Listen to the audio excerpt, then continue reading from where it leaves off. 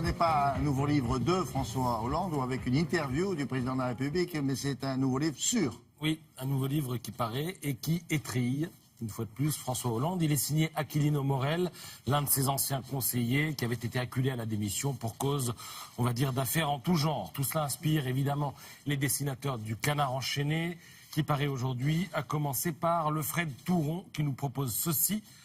Encore un livre sur toi, que comptes-tu faire? Eh bien, poser une nouvelle étagère, répond le président.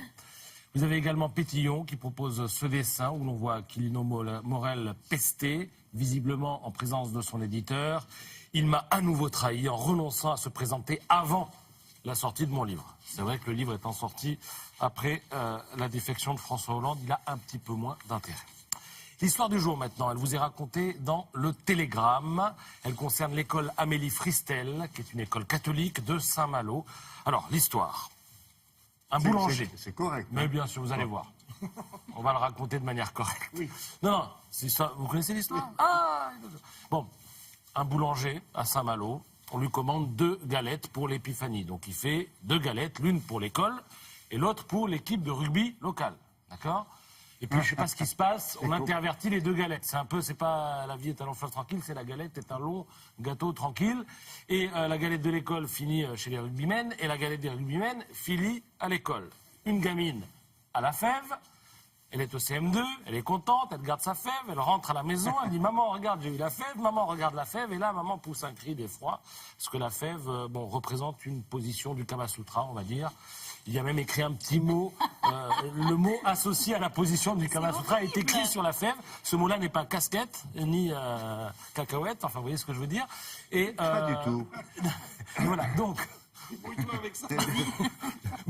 Écoutez, En dehors je vais de me débrouiller. certains rugbyman et de vous-même, nous, on ignore tout du Kama Sutra. Vous savez quoi? Je vais vous montrer le dessin que ça inspire au dessinateur du Télégramme. C'est dans le journal. Voilà. C'est quoi, maman? Ah oui, d'accord. Eh bien, c'est la femelle du lévrier qui suit les romains. Ce que j'aime bien, c'est le lévrier qui est derrière et qui dit « j'ai bon Mais dos, moi ». ce sont les rugbyman qui avaient commandé le modèle. Alors, ou alors les c'est le rugbymen, boulanger qui s'est dit ça va les amuser. Eh ben, c'est la grande question. Ça, l'article ne répond pas à cette question. Voilà. Ou les rugbymen ont voulu faire une blague, ou alors c'est le boulanger qui s'est dit on va leur faire un petit coup. Alors, je sais pas ce que les rugbymen ont eu du coup. S'ils ont eu une croix. un cahier d'écolier, une croix. Voilà. C'était une école confessionnelle, non? Oui. Alors, des parents ont même parlé de porter croix. plainte, et puis tout est rentré dans l'ordre, nous dit-on. Oui, bien sûr, il y a eu une cérémonie où ils ont échangé les 2 en présence des parents.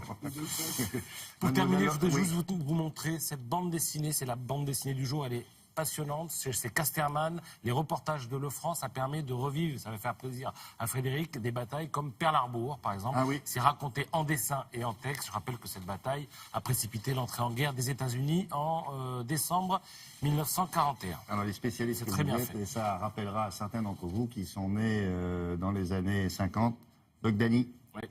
le dessin ressemble un peu à ça.